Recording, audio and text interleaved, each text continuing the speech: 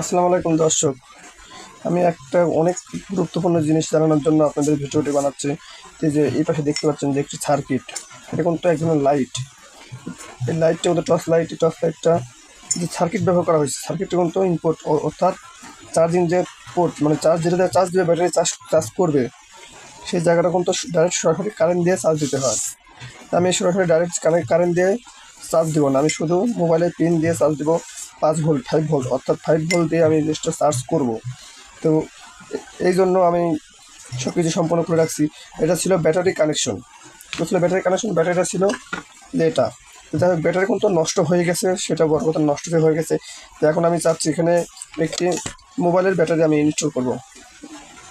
মোবাইলের ব্যাটারি ভিতরে যদি লাগাই, তাহলে যদি ডাইরেক্ট কানেকশন আমি কারেন্টে দিয়ে চার্জ দিই, ব্যাটারিতে অনেক সময় দেখা যায় ব্যাটারি নষ্ট হয়ে যায়।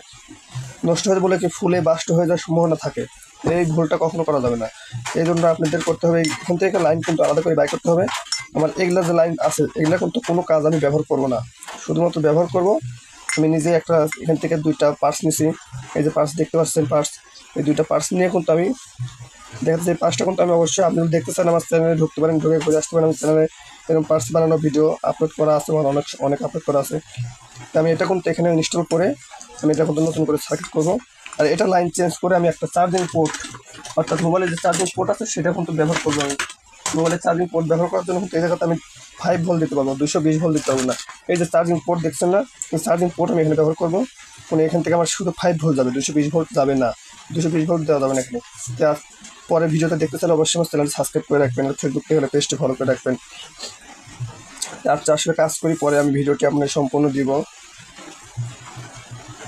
অকাজীয়, মানে এটা কাজ করবে না, এটা আমি ডাইরেক্ট কারেন্টের যে চার্জ দিতে হয়, আমি কিন্তু এখানে 5 ভোল্টের চার্জার দিয়ে চার্জ দিচ্ছি ব্যাটারি।